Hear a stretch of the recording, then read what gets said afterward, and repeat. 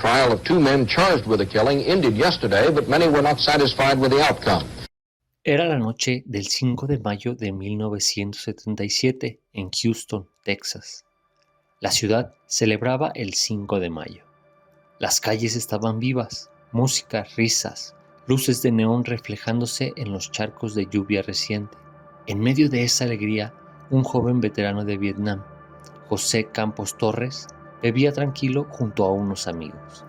Había regresado de la guerra buscando paz. No sabía que esa noche terminaría enfrentando otra batalla. Una que no sería contra enemigos en la selva, sino contra el racismo, el poder y la impunidad. Y lo más indignante, al final, la vida de José valdría menos que $1. José tenía 23 años.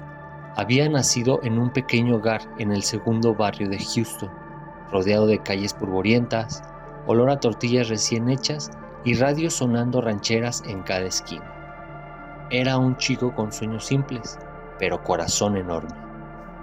Había servido con honor en Vietnam y, como muchos soldados, volvió con heridas que no se ven: ansiedad, trauma, noches sin sueño. A veces despertaba empapado en sudor, gritando nombres de compañeros que no regresaron. Sus manos temblaban cuando oía tronar, pero siempre sonreía cuando veía a su madre. A pesar de todo, seguía creyendo en la bondad del mundo. Su madre decía que José era su orgullo, trabajador, amable, protector. Era de esos jóvenes que ayudaban a los vecinos, que compartían lo poco que tenían. Soñaba con abrir un pequeño taller mecánico junto a su primo y reparar autos viejos, más que nada construir algo propio. Tenía un corazón grande y callado, el tipo de hombre que da más de lo que recibe. Pero en la Houston de los 70, ser joven, mexicano y pobre era casi una sentencia. En los barrios latinos, las sirenas policiales no significaban protección, sino miedo.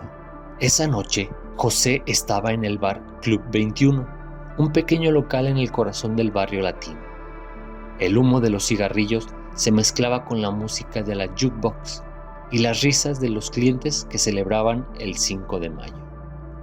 José vestía una camisa clara, gastada, con las mangas arremangadas. Se notaba relajado, disfrutando la noche con amigos. Habían pasado días duros y esa era una rara ocasión para distraerse. Entre las luces parpadeantes del bar y el ruido de las botellas, un altercado comenzó. Un hombre ebrio empezó a provocar a José. Algunos testigos dirían después que el otro lo empujó primero, otros que intercambiaron palabras duras. Sea como sea, la tensión subió, los ánimos se caldearon y alguien decidió llamar a la policía. En eso llegaron las patrullas. Los oficiales no vieron a un veterano ni a un ciudadano, vieron a un latino en un bar del segundo barrio. Y solo eso bastó. José intentó explicar, haciendo movimientos con las manos para intentar aclarar la situación, pero el instinto agresivo de los oficiales dominó. Antes de que pudiera dar una explicación, el puño de un oficial ya estaba en su rostro. Otro de los oficiales lo empujó contra la pared y otro lo esposó. José solo escuchó: si te resistes, te lo vas a ganar peor. Fue arrestado por conducta desordenada, nada grave, nada que no se arreglara con un llamado de atención, con una multa o el encerrón de una noche. Algunos clientes gritaban: déjenlo en paz, no ha hecho nada.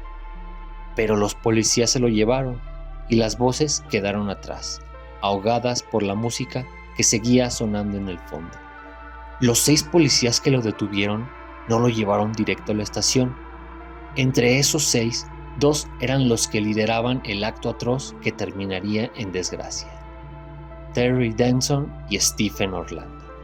En cambio, desviaron el camino hacia un sitio oscuro junto al río Buffalo Bayou, un lugar que los oficiales conocían demasiado bien. Lo llamaban el hoyo. Un hueco en la tierra, oculto por maleza y sombras, donde el barro se mezclaba con el agua sucia y el silencio pesaba como culpa. era un secreto a voces. Si la policía te llevaba ahí, salías golpeado o no salías en absoluto. Ahí comenzó la tortura. José fue golpeado una y otra vez, entre risas, insultos y golpes que sonaban a odio. El eco de las culatas contra su cuerpo se perdió entre los árboles, pero el dolor quedó grabado en la historia. Su cuerpo se doblaba, pero su espíritu todavía resistía. A veces, entre los golpes, alcanzaba a murmurar el nombre de su madre, como si eso pudiera protegerlo del infierno. Cuando al fin lo llevaron a la estación, los guardias se horrorizaron. José apenas respiraba.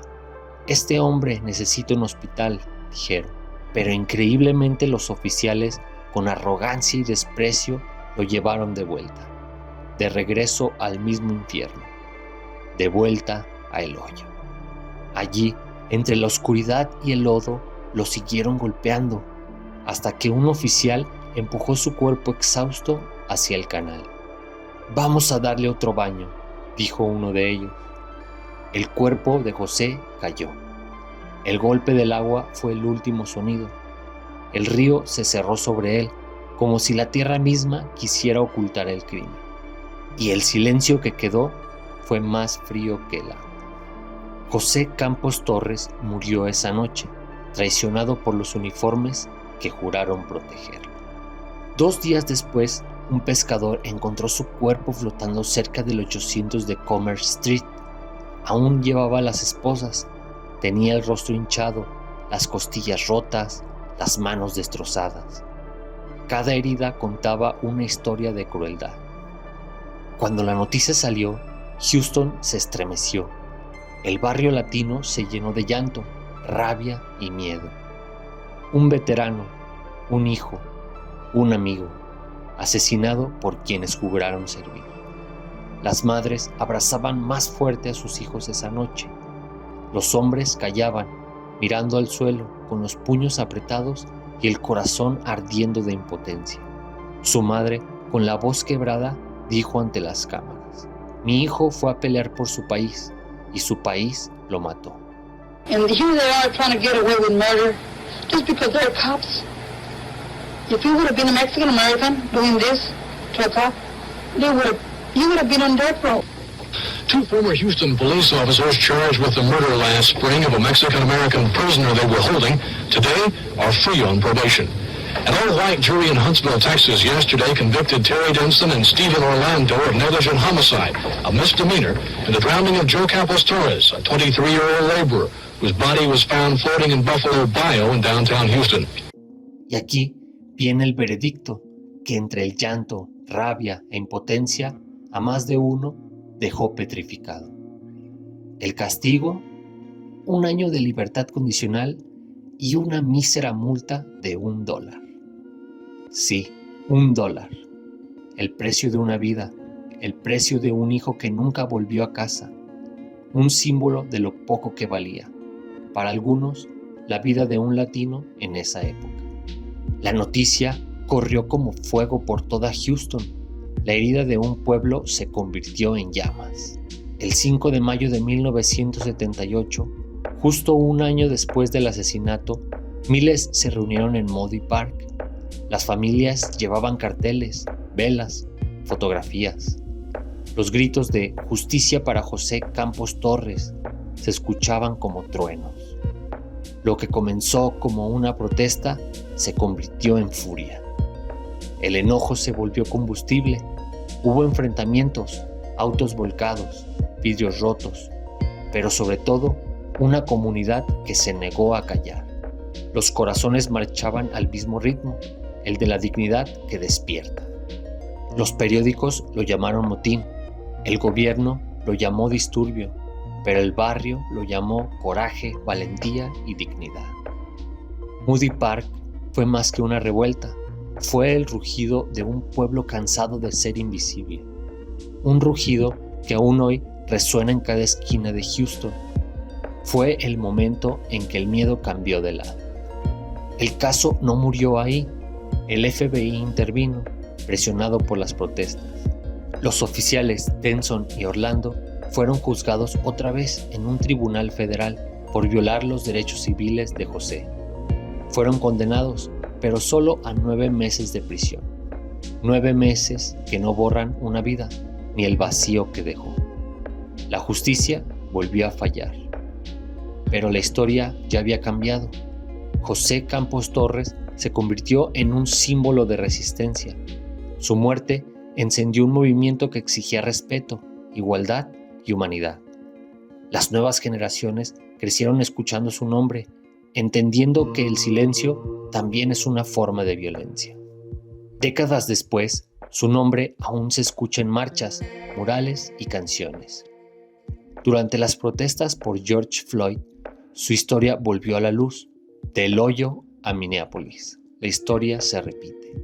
En 2022, Houston pidió perdón oficialmente a su familia, casi medio siglo después, pero las cicatrices permanecen. Hoy, en el barrio donde creció, una placa junto al río marca el sitio donde cayó. Cuando el viento sopla sobre el agua, algunos dicen escuchar su nombre, José Campos Torres. Un eco que recuerda que la justicia puede tardar, pero la memoria nunca olvida. Porque hay historias que el tiempo no borra, solo las vuelve más humanas. Gracias por llegar hasta aquí. Me apoyarías mucho si compartieras y le das like. Suscríbete si te ha gustado. Nos vemos con más historias.